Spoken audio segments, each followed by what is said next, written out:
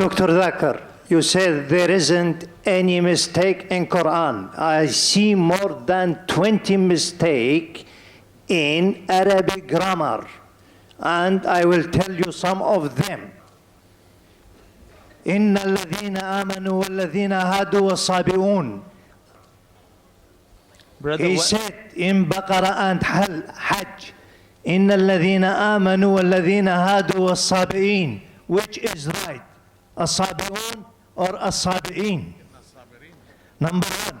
Number two. Brother, one question at a time, please. Yeah, but at the same thing, he said in Surah Taha 63, إِنَّ هَذَانِ لَسَاحِرَانِ. Mistake.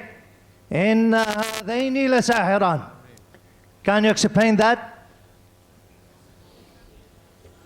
And there is more than that mistakes. Brother will allow you only the first part of the question.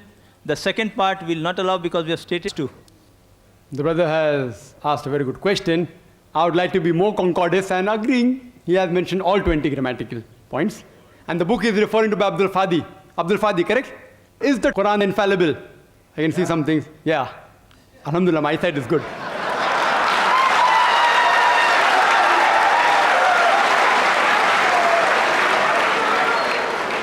I will answer all 20 together. Because I've read the book. I'll answer all 20, inshallah. Inshallah. Point number one, brother. Point number one.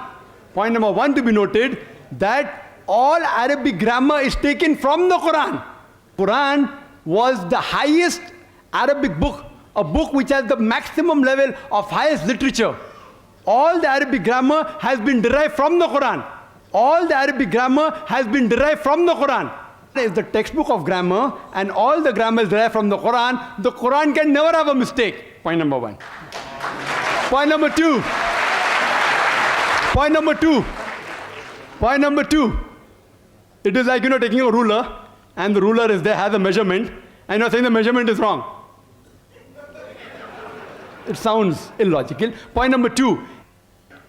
In the different tribes of Arabia, and Arabic, and Dr. William Campbell also will agree with me, in different Arabic tribes, the grammar keeps on changing.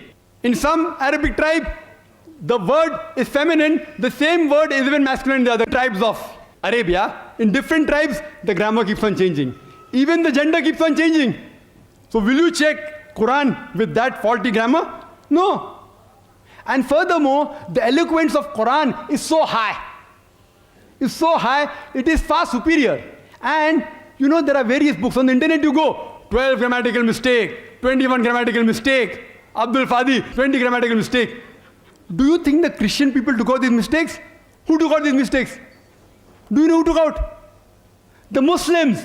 The Muslim scholars like Zamakhshari, what they did, that the Quran grammar is so high that it goes against the conventional use of the Arabic. The Quran grammar is so high. To prove the Quranic grammar was high, they gave examples. And I'll give you a couple of examples which will answer all his 20 questions. They give the example, like we read in the Quran, it says that the people of Lut, alayhi salam, they rejected all the messengers. They rejected the messenger that's mentioned. Dr. William Campbell said, the people of Noah, they rejected the messengers. We know from history that there was only one messenger sent to them. So it has a grammatical mistake. Quran should have said, the people rejected the messenger, not messengers. I agree with you.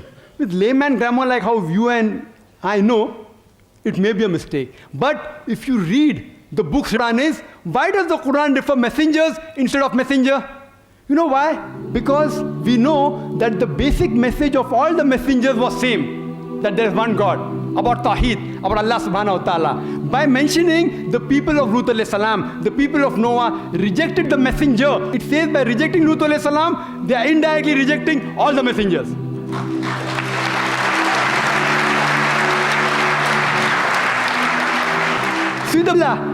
You may think it's a mistake. It's not a mistake.